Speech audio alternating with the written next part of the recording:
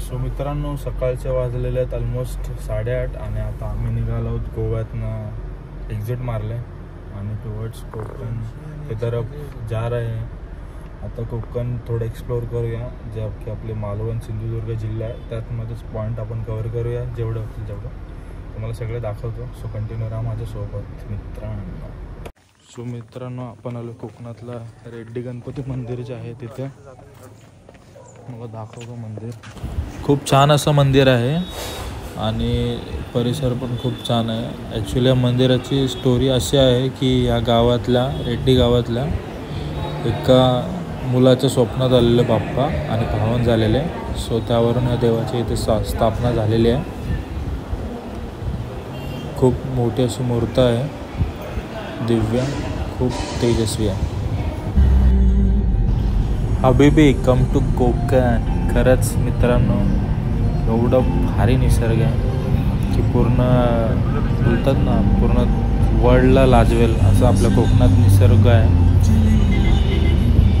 तुम्ही या, नक्कीच भेट.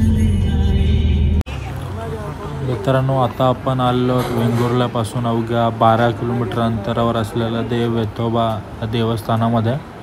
अगदी पंचक्रोशीचा नव्हे तर दक्षिण कोकणाचा एक सांभाळकर्ता म्हणून ओळखला जाणारा एक वेताळ देवाचाच आपण अवतारी नाही, वेताळ देवच आहे. पण बा या शब्दाचा अर्थ असा असतो की बाबा, तर वेताळाच्या पुढे वेतोबा असं ते नाव लावलेलं आहे. खूप जागृत देवस्थान आहे दक्षिण कोकणातलं आणि पूर्ण या दक्षिण कोकणाचा सांभाळ करता आहे. म्हणून या देवाला पुढं तुम्हाला दाखवेनच मी 2-2 फुटाचा चप्पल दिला जातात इकडे. कारण असं मानलं जातं की देवाच्या चपला दिसतात, त्या हिशोबाने आपण भाविक जे आहेत या देवाला 2-2 फूटच्या 1.5 फूटच्या ह्या अशा तुम्ही बघत असाल या चप्पल देवाला दिल्या जातात आणि त्या झिजत असतात. कारण देव ती रक्षा करत असतो आणि धावून येतो भक्तांच्या हाकेला. सो असं वेतोबाचं आपल्या इकडे महत्त्व आहे. खूप छान आहे. कोकणात आलात तर नक्की तुम्ही भेट द्या.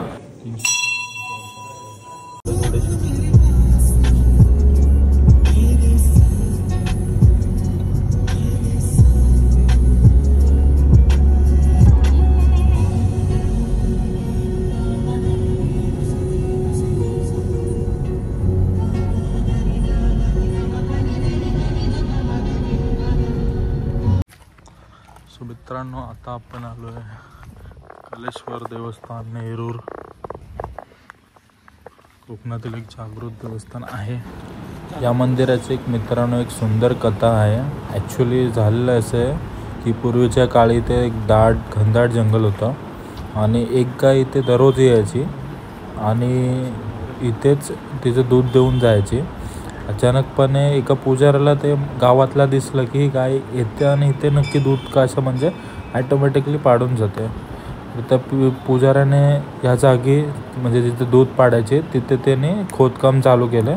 तर इथे आपल्याला ही शंकराची पिंड दिसली. एक शिवाचाच अवतार म्हणून कलेश्वराने ते रूप घेतलेलं आहे, पण हे ॲक्च्युली शिवाचाच अवतार आहे. आणि पिंड दिसली, मग तिथेच त्या पुजाऱ्याने ती पिंड स्थापन करून हे असं ह्या देवस्थानाची स्थापना झालेली आहे. मंदिरात आपल्याला कॅमेरा अलाउ नव्हता म्हणून तुम्हाला मंदिर दाखवण्याचा फक्त प्रयत्न केला.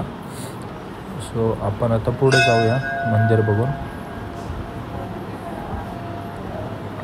खूप छान मंदिर आहे. पण आलात कधी तुम्ही तर नक्कीच भेट द्या. सिंधुदुर्ग जिल्ह्यामध्येच आहे.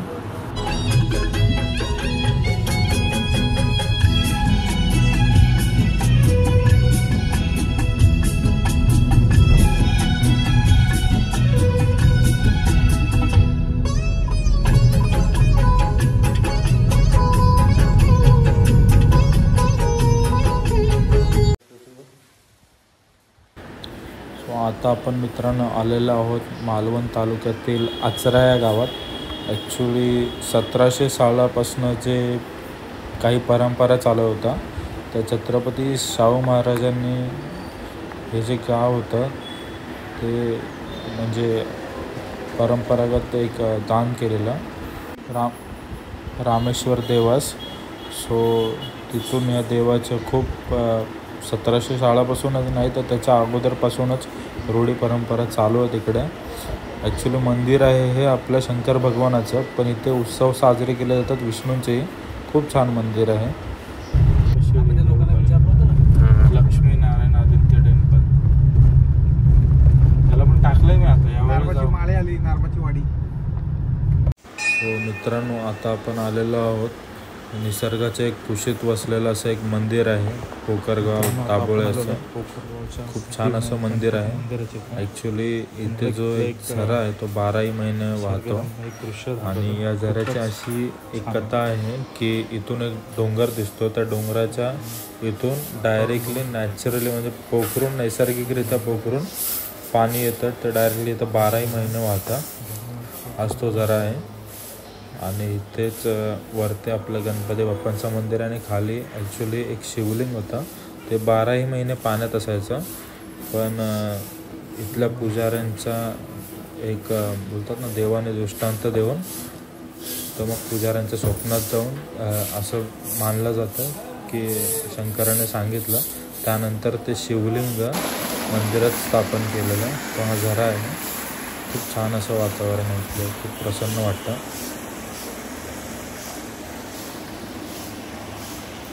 तुम्हाला मी शिवलिंगी दाखवतो. ॲक्च्युली होता कुठं पाण्यात. खूप मजा येत होती आम्हाला इकडे.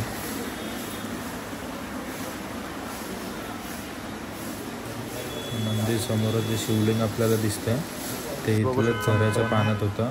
बघा ह्या पाण्यामध्ये होतं ॲक्च्युली. तिथून तो शिवलिंग उचलून इथे वेगवेगळ्या शिवलिंगच्या आकाराचे पण तुम्हाला दिसते.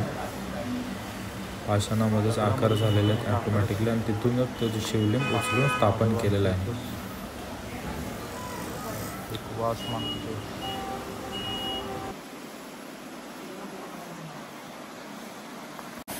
सो आता फ्रीमधलं आपलं पेडिक्युअर चालू आहे.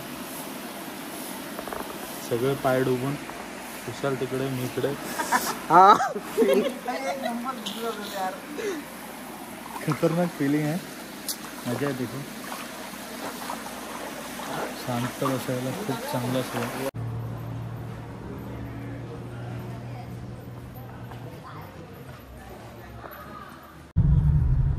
वाडी कोण बोलतं की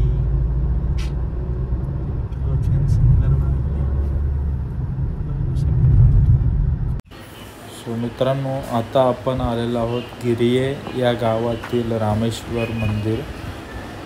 ॲक्च्युली शंकराचंच एक स्थान आहे. या मंदिराची हिस्ट्री ॲक्च्युली अशी होती की म्हणजे गावकऱ्यांचं असं म्हणणं आहे की 14व्या शतकापासून हे मंदिर अस्तित्वात आहे. पण काही बोलतात ना अलाउद्दीन खिलजीचं राज्य होता आणि इथेच त्यांनी बस्तान मांडलेलं होतं. तर इकडे सगळी मंदिरं कोकणातली त्यांनी उद्ध्वस्त केली होती. पण आपल्या स्वराज्याचे आरमाराचे कान्होजी आंग्रे त्यांनी हे परत मंदिर उभारलं, ह्याचा जीर्णोद्धार केला परत आणि त्यांच्या मुलाने परत हे मंदिर बांधलं त्यांच्या निधनानंतर. सो अशी या मंदिराची कथा आहे. 18व्या शतकात हे मंदिर बांधलं गेलेलं आहे आणि तिथपासून हे मंदिर आहे. पुढे जाऊन तुम्हाला दाखवतोच. खूप छान असं मंदिर आहे. हां अरे यार चाला यार, फटाफट चाला यार मित्रांनो. काय टाइमपास करताय रे तुम्ही.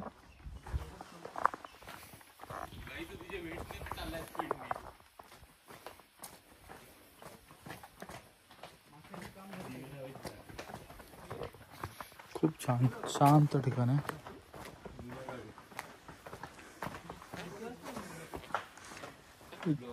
मस्त बनवलंय स्ट्रक्चर.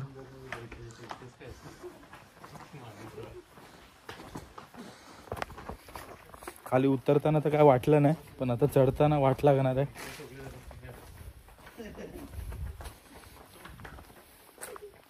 आणि फायनली आपण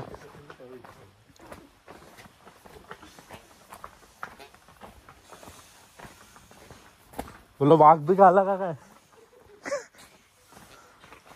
फायनली मंदिराजवळ पोहोचलेलो आहोत.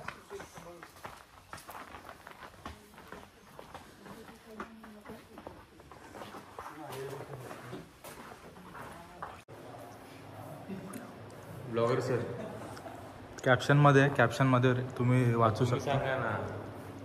कारण आपण बरेचसे मंदिर प्रणव कॅप्चर केलेत, त्यामुळे सगळं मंदिराचा इतिहास इथे ब्लॉगमध्ये सांग ना.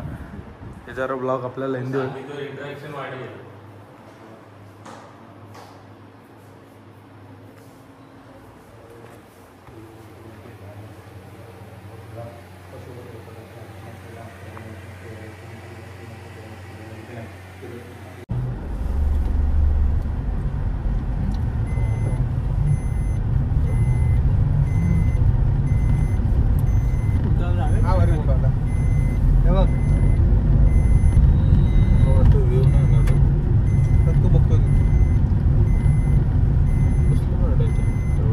जेवण आलेलं आहे, घरगुती जेवण मागवलं आहे.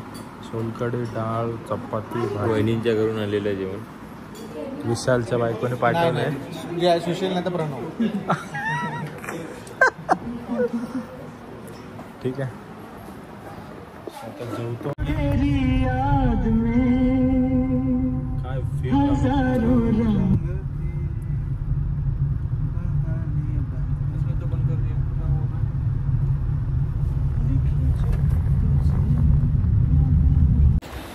सो मित्रांनो, आता आपण आलेलो आहोत देवगड जवळच्याच असलेल्या कुणकेश्वर मंदिरात. या मंदिराची तर खूप छान अशी एक हिस्ट्री आहे. आपल्या छत्रपती शिवाजी महाराजांच्या पदस्पर्शाने आणि त्याने या मंदिराचा जीर्णोद्धार स्वतः केलेला आहे.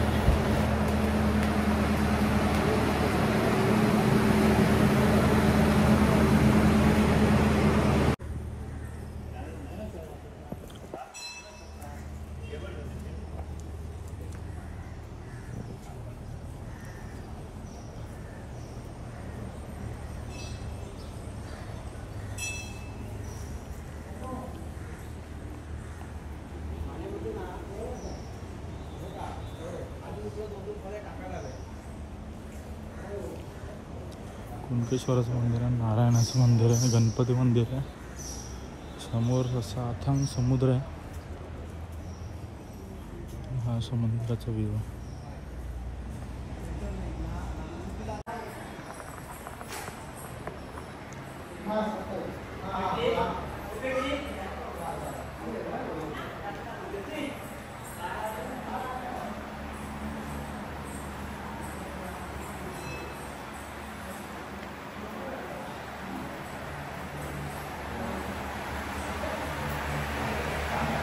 व्ह्यू बघू शकता. कुणकेश्वर बीच समोरच आपल्या. सनसेट झालेला आहे. सो मित्रांनो, या ब्लॉगला आपण इथेच संपवूया. संध्याकाळ झालेली आहे, खूप मजा आली कोकणात मंदिरं फिरताना. आणि भेटूया आपण पुढच्या ब्लॉगमध्ये. सो व्हिडिओ आवडले असेल तर जरूर लाईक करा, सबस्क्राईब करा.